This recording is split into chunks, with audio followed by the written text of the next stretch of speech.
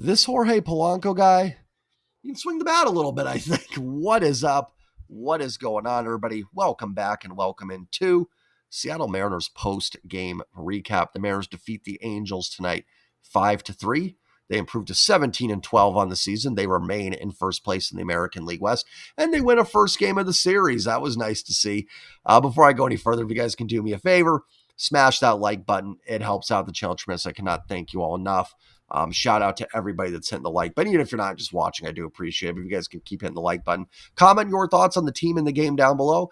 And if you're new or lurking, hit that subscribe button. I appreciate it. Doesn't cost anything to do it. I am on the road to 5,000 subs. Every day we're getting a little bit closer, and that's thanks to all of you. Before I get into the recap and talk about how amazing Jorge Polanco is, a couple injury notes. Dylan Moore was placed on the IL with hip inflammation.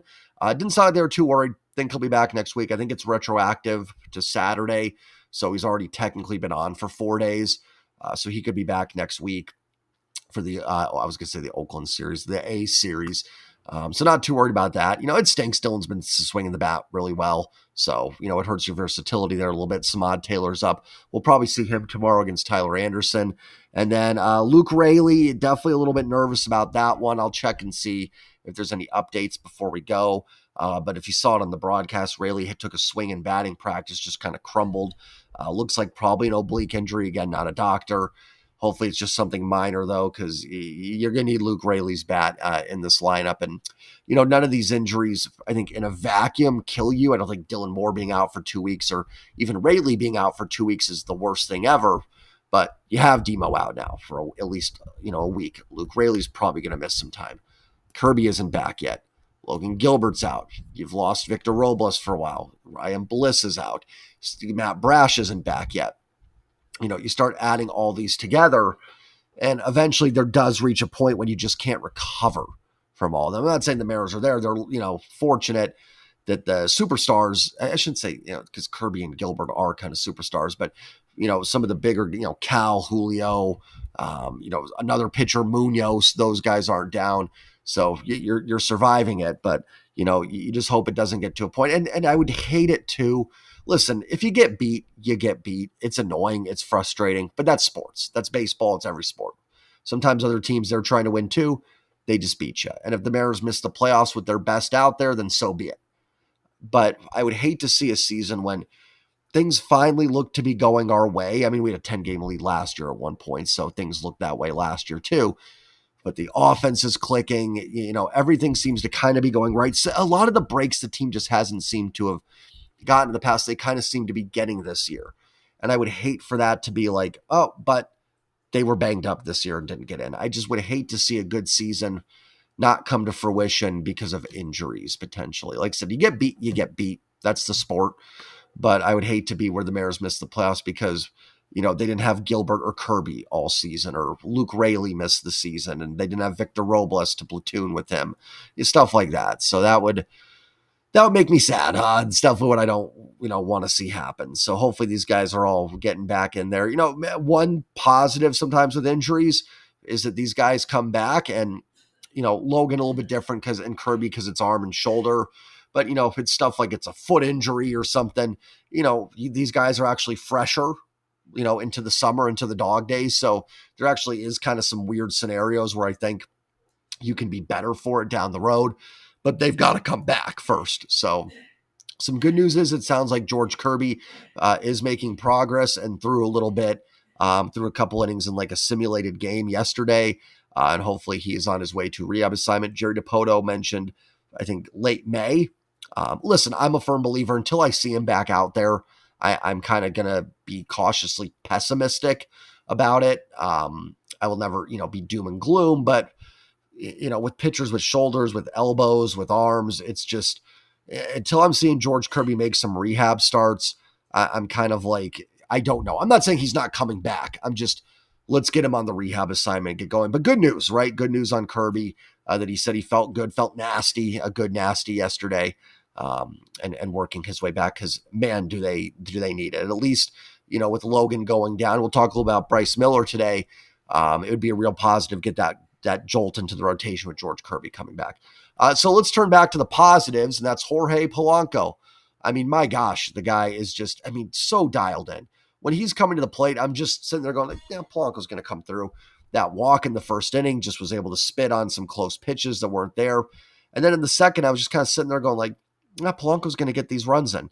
Like, it may be a base hit, might be a double, home run. I don't know what it's going to be, but he is going to deliver and get these runs home. I mean, he is barreling up everything. The only thing he hasn't done a lot this year is walk, and that's because he's crushing every baseball on the planet. Like, I'm okay for not walking if you're going to, break Barry Bonds' home run record. So, as soon as pitchers start getting scared of Polanco again, then the walks will come back. His eye's still there. He still has spitting on good pitches and swinging it, or spitting on, pitches out of the zone, I should say, and punishing pitches in the zone. So that's not something I'm worried about at all. So, I mean, just what a run he has been on. WRC plus is like 243. OPS is, 1.2. I mean, I don't know if I've seen a run like this from a Mariners hitter. I know Julio's gotten on some streaks, maybe because when they normally happen later in the year, the overall numbers, you go on a heater in August, it's going to boost your numbers, but not as much as a heater in April. So just seeing it in April, we have no other data, is just been incredible. I mean, I don't even think he's a qualified hitter yet, technically. And we probably won't see him tomorrow because Tyler Anderson's out there, a lefty.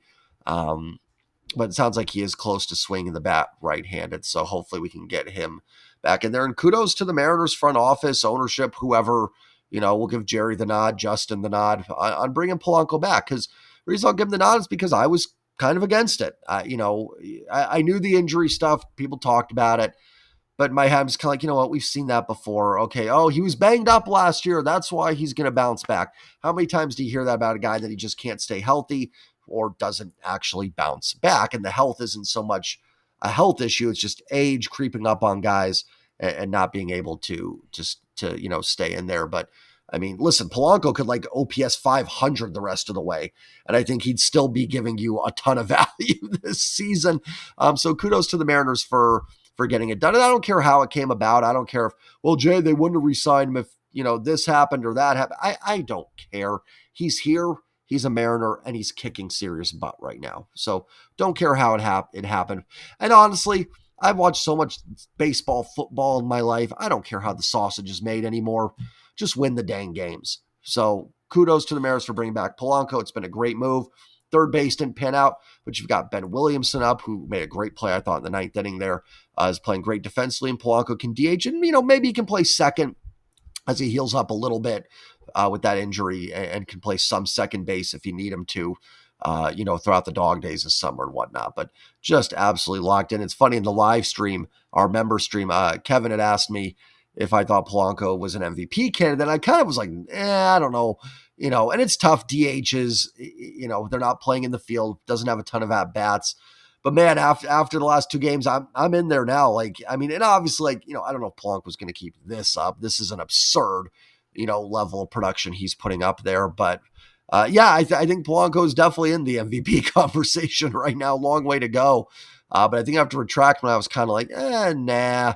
But, and it wasn't dismissing what he's done. It was just kind of like, DH, probably not going to be in there. But yeah, I take that back. I think Polanco is definitely so far, if you had to name off your American League MVPs for April, I'll still take Cal just because what he's doing behind the plate. But the fact that two Mariners would even be in the discussion, and I even think you could probably throw a vote Andres Munoz's way as well.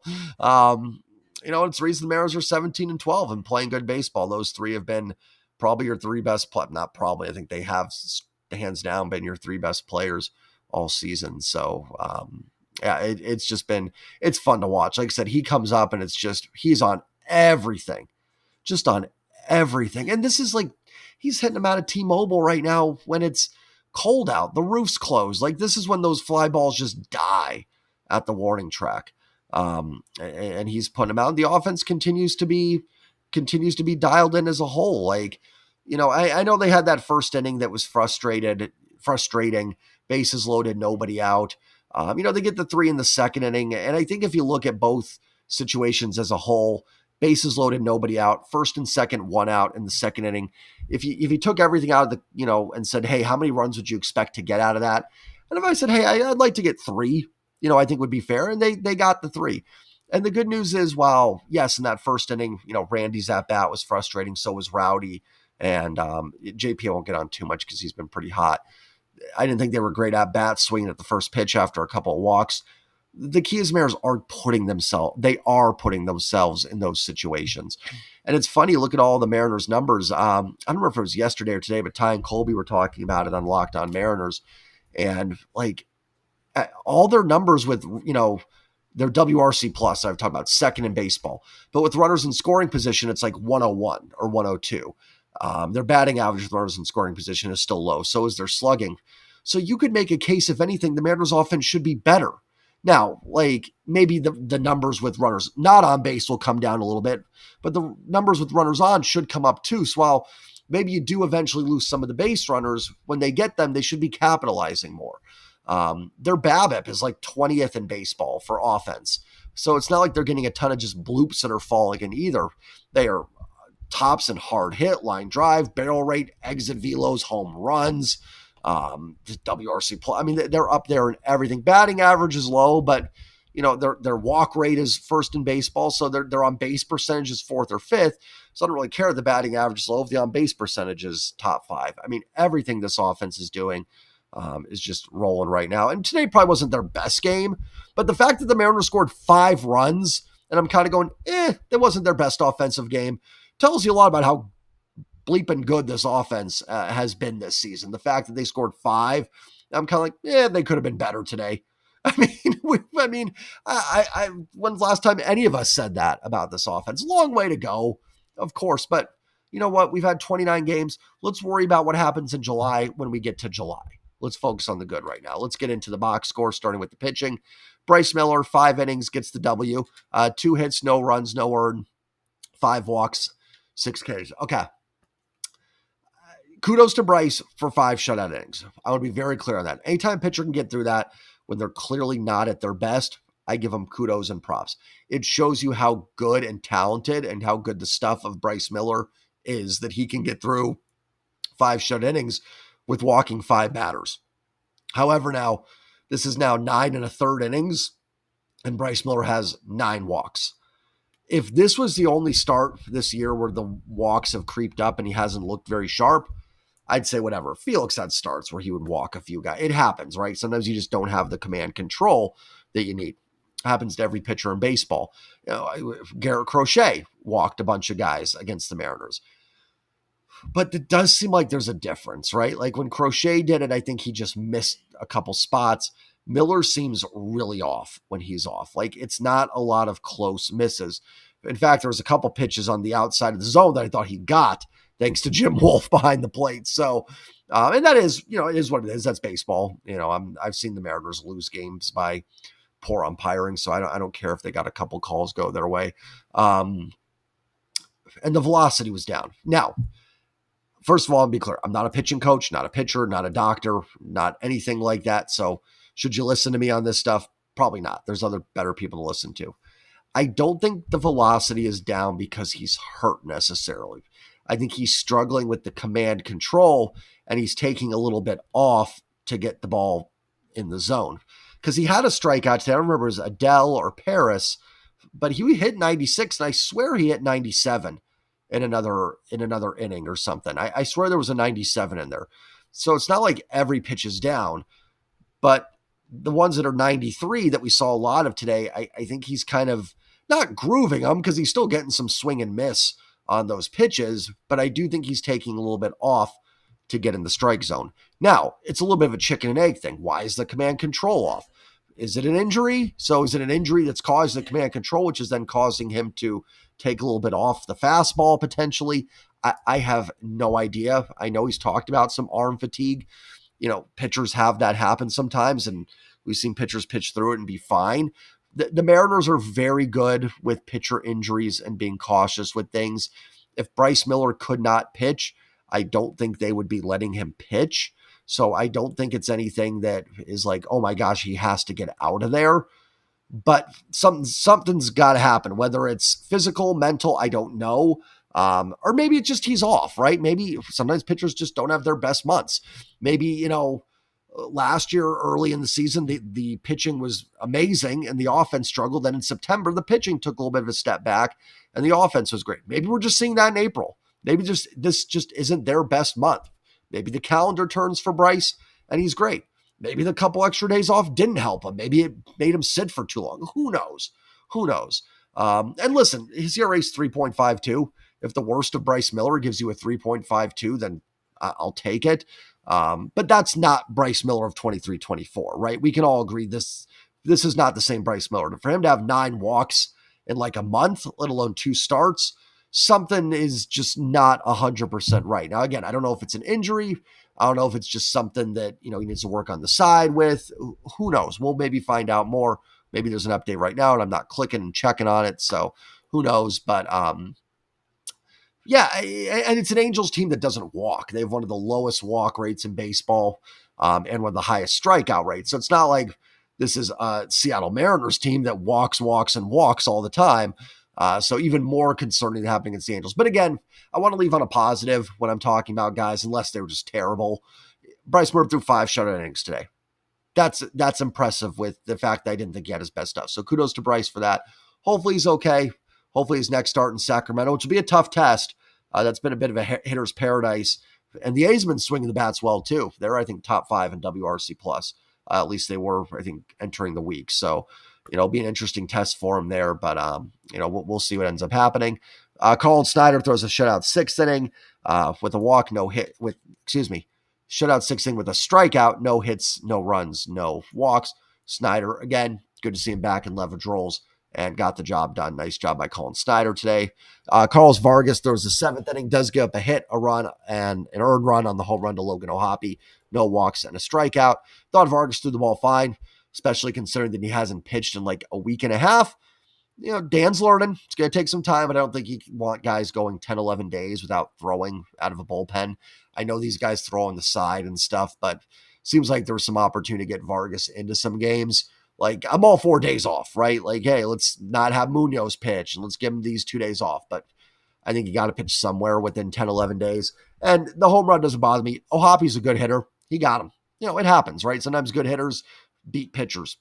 Not the end of the world. There was nobody on base. It was 3-0. He had the wiggle room. And then Vargas bounced back and got the next 3 and got a strikeout. So I thought Vargas looked absolutely fine. Certainly better than Trent Thornton. At least there weren't 15 men on base when he gave up the home run. Gabe Spire pitches a 1/3 of an inning, gives up 2 hits, ends up giving up 2 runs. Neto got him for a double down the line. That was fair. That, nothing you can do about that. Sean Ewell had kind of a BS single that dropped in. Listen, the Mariners had Cal Raleigh had one like that today too. That just was a blooper. It happens. But yeah, that was a little dribbler down the third baseline. Spire did his job there. He, induced weak contact. It just happened to get down the line there a little bit. Nothing you can do about that. And then Legumina gave up the hit to Soler, which allowed the other run to score. Thought Spire was fine. Not worried about it. Should be available for tomorrow. Thought it was kind of odd that Dan took him out. Went to Legumina there. I know a couple righties were up and, Spire faced his 3, but he just struck out Trout. I trust Spire more than Legumina, even against righties. But the good news is, like I said, you probably have Spire available for tomorrow now as well, especially with the off day on Thursday.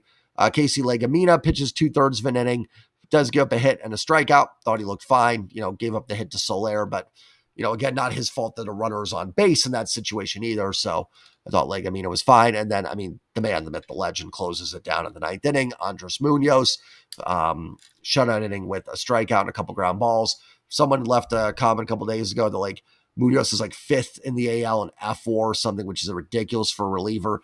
Again, not to keep talking about Ty and Colby are talking about it. I think he's 1st in B WAR in the American League, which is absolutely insane for a relief pitcher. But, you pitch that much high leverage. I don't know if I don't think I'd be giving a reliever MVP, but I don't think it's crazy that if you gave me my top 5 Cy Young candidates that Munoz would be in the mix. And that's without looking around the rest of the American League. I don't need your list of, I'm not saying you can't do it, but I don't need people's stubborn list of 5 people that are stars that are clearly better. Fine. I'm just making a point that that's how good Munoz has been this year. So just another ho-hum 9th inning for Andres Munoz. I do want to talk a little bit about I thought it was kind of odd, like I said, Dan going to Legumina, taking Spire out. One thing I will say in Dan's defense, and it's just to kind of make a point here, I liked what Scott would do sometimes when you had Seawald and Munoz, and it would be Munoz for the best hitters and Seawald, or Seawald for the middle of the order, and then Munoz to close it, and stuff like that, kind of mix and match. Because there's some times where I'm like, man, maybe you should go to Munoz in that 8th inning, right? The Reds game when Bizzardo gave up the grand slam.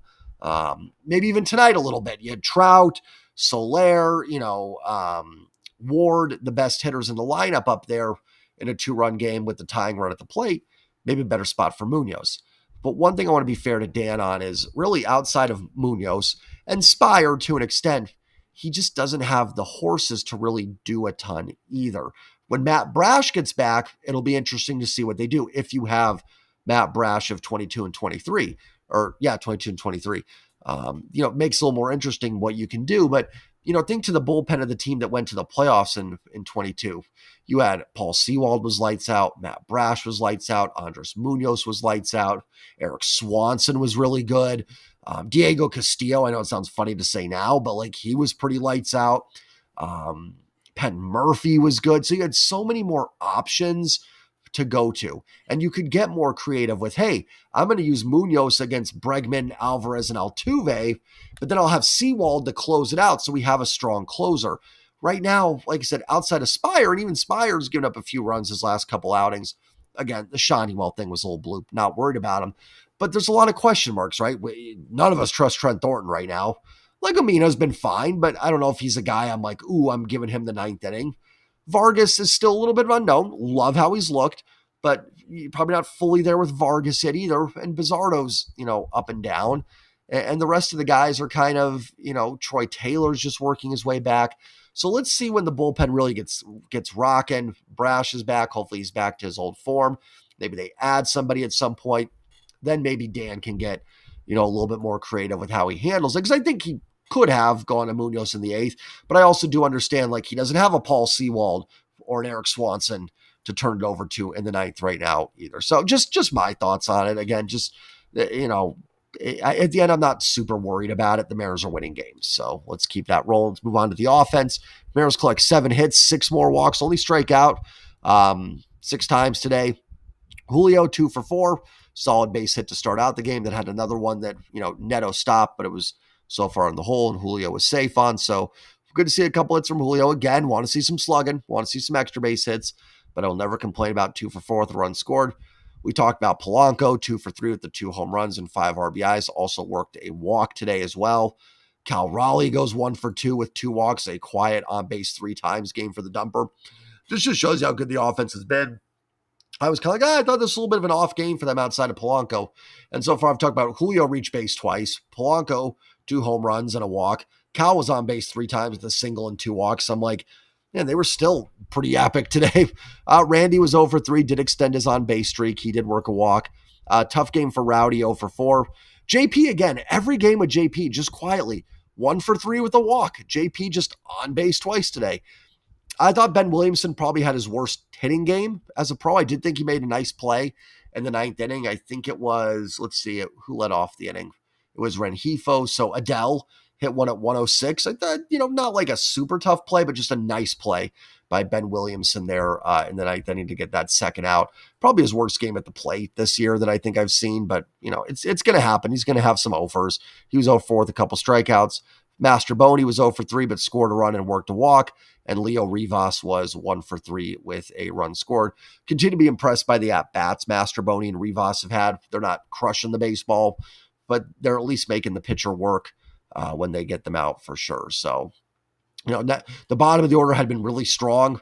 At the top of the order kind of got it done today. So that was nice to see the big guns step up a little bit for the Mariners, step up a little bit. The whole team offense has been stepping up really all season. I thought the only guy today that really was kind of blah was maybe Rowdy, because that at-bat with the bases loaded and 1 down, I thought that was a poor at-bat there, and the Mariners could have opened it up early. But, listen, look at us now. Look how spoiled we are with the offense. We're complaining about it. So that's what happens. You start getting spoiled by things.